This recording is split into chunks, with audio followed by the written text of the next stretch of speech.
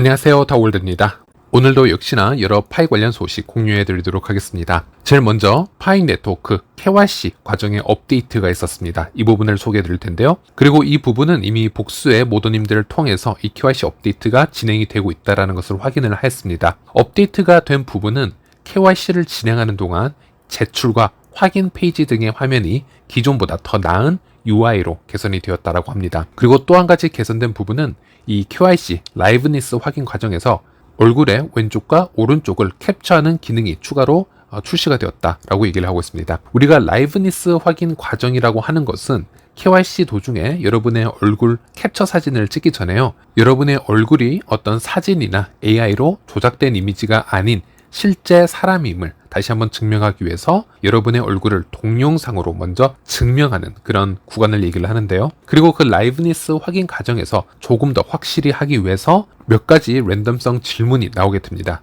예를 들어서 미소를 지으라든지 아니면 혀를 잠시 내밀라든지 이런 간단한 명령어가 함께 나오게 되고 그 명령어대로 따라 하시게 되면 다음 단계로 넘어가실 수가 있습니다. 일단 이 과정에서 추가적으로 여러분의 얼굴 왼쪽과 오른쪽을 촬영하는 기능이 첨가가 되었다. 지금 이런 얘기를 하는 것이고요. 이것은 앞으로 가계정이 KYC를 통과하지 못하도록 하기 위한 더 추가적인 조치라고 보시면 되겠습니다. 그리고 오늘 새벽 사이에 또 간단한 업데이트가 하나 있었습니다. 바로 체크리스트가 추가가 된 부분인데요. 이것은 지난달 2월에 제가 지난 영상을 통해서 체크리스트에 앞으로 페이스북 또는 휴대폰 번호 인증 업데이트가 조만간 생겨날 것이다 이렇게 말씀을 드리기도 했었습니다. 혹시나 체크리스트가 무엇인지 모르는 분들을 위해서 다시 한번 말씀을 드리자면 파이앱에 접속을 하셔서 왼쪽 상단 메뉴 이 부분을 탭을 하시면 메인넷이 나오게 되고요. 이 메인넷에 접속을 하시면 이런 페이지가 나오게 됩니다. 여기서 메인넷 체크리스트를 다시 탭하시면 9번까지 완성이 지금 되어야 하는 것을 볼 수 있는데요. 여러분이 KYC와 마이그레이션을 완료를 하려면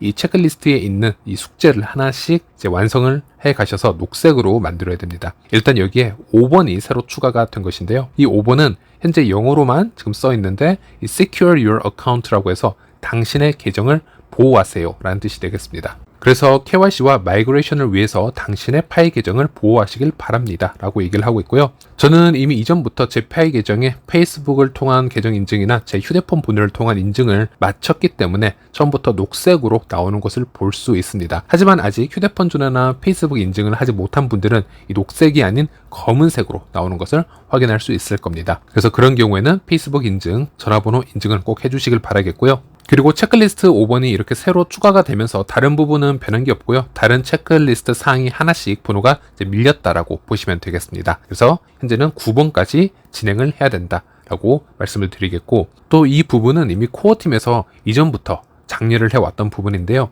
이런 페이스북이나 전화번호 인증을 기본적으로 마친 파이오니어들에게 KYC 신청권을 미리 분배를 하겠다. 이런 공지사항도 한번 오픈을 한 적이 있었고요. 그만큼 이게 현재 중요하다는 얘기가 되겠고 여러분들도 만약 인증이 아직 되어 있지 않다면 꼭 체크리스트 접속을 하셔서 페이스북과 휴대폰 인증 꼭 진행을 하시길 바라겠습니다. 네, 그리고 지갑 업데이트 관련 소식도 있습니다. 일단 여러분이 파이 브라우저에 접속을 하셔서 파이 지갑으로 접속을 하시고 지문 인증이나 비밀 구절 입력을 통해서 이 지갑을 오픈을 해보시면 다음과 같은 업데이트 창을 확인할 수 있습니다. 중요한 파이 지갑 URL 업데이트라는 창이 뜨고 있고요. 잠시 직역을 해드리자면 3월 20일 파이 지갑 URL을 wallet.py에서 wallet.pynet.com으로 이전합니다 라는 얘기가 있습니다. 파이 코어 팀과 커뮤니티 앱은 이미 pynet.com 하위 도메인으로 이전되었거나 곧 이전될 예정입니다 라고 언급을 하고 있습니다. 일단 이 파이넷에 대한 로드맵을 한번 보시면요. 다음과 같이 설명을 하고 있습니다.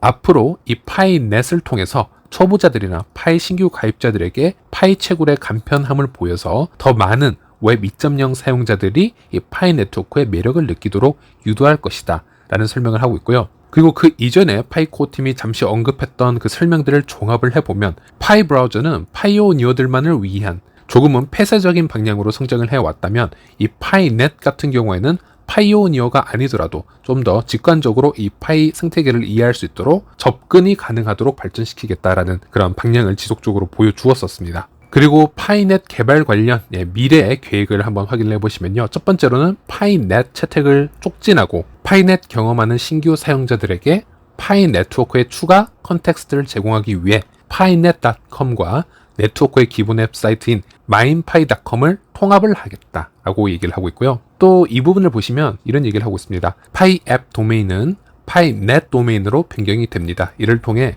파이 앱은 파이 브라우저를 사용하는 사용자 의존 없이 개방형 웹에서 완전히 액세스할 수 있게 됩니다. 즉 파이넷의 목적은 파이 앱이 파이 브라우저를 사용하지 않고도 완전히 액세스할 수 있도록 가능토록 하는 것입니다 라고 얘기를 하고 있고, 예로 wallet.py가 미래에는 wallet.pynet.com으로 이동할 것이다 이렇게 얘기를 하고 있습니다. 네, 쉽게 풀이를 해보자면 파이채물과 같은 파이 앱을 접속을 할 때는 현재는 기본적으로 파이 브라우저를 무조건 사용을 해서 접속을 해야 했습니다. 그런데 앞으로는 파이 브라우저가 아닌 이런 PC에서 파이넷을 통해서도 언제든지 그런 앱에 접속을 할 수 있다 이렇게 풀이를 해볼 수 있겠고요. 그러기 위해서는 파이 지갑 또한 어느 정도 개선이 될 수 있어야겠습니다. 현재 파이 앱을 사용하려면 파이 지갑 연결이 필수적이기 때문에 그런 기술적인 요소들을 하나씩 좀 변경시켜 나가는 것이 아닌가, 그런 업데이트가 아닌가 이렇게 예상을 해볼 수 있겠습니다. 어쨌든 이 부분은 파이 생태계를 성장시켜 나가는데 매우 중요한 업데이트 중 하나라고 보고 있고요. 파이 앱들의 접근성을 극대화시킬 수 있는 변화이기 때문에 저도 조금 더 관심 있게 지켜보다가 추가 업데이트 사항이 있다면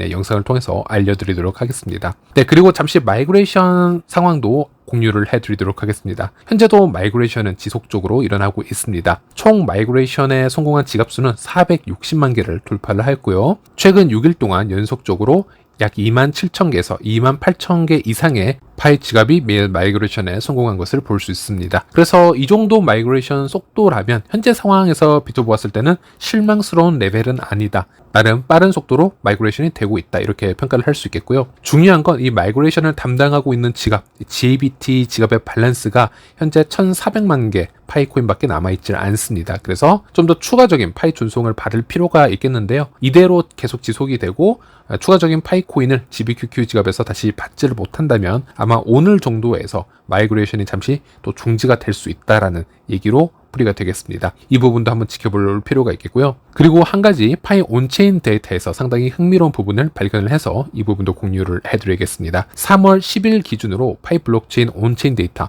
이 페이먼트 카테고리를 보시면요, 폐쇄형 기간의 역사 중 가장 높은 이 페이먼트 수를 3월 10일에 기록을 했다라는 겁니다. 이것은 파이코어 팀이 지난 파이어 사이드를 출시를 해서 수많은 파이오니어가 파이코인으로 파이어 토큰을 수합을 해보았던 그날의 페이먼트 양보다 더 높은 페이먼트를 3월 10일에 기록을 했다라는 것인데요. 이날은 사실 어떤 파이 앱이 출시가 된 날은 아니었습니다. 그래서 저도 정확한 지금 이유를 파악을 하고 있지 못하고 있는데요. 화제가 되는 부분이 있었다면 파이 광고 네트워크가 출시가 된 시점이었고, 하지만 그 광고를 시청을 함에 있어서 파이어 사이드 앱의 이 토큰을 받을 수 있다라는 그런 특징은 있었지만 사실 그 토큰은 아직 블록체인 위에서 움직이는 실제 토큰은 아니었기 때문에 이렇게 온체인 데이터에 큰 영향을 미칠 수는 없었다라고 보여지고요. 그래서 저도 3월 10일 이후로 어떤 이유로 이렇게 페이먼트 양이 증가하고 있는지 계속 조사를 해보고 있습니다. 3월 10일 날 하루 동안 활성된 지갑의 이 수도 최고 수치는 아니었지만 평소보다 상당히 높은 수치로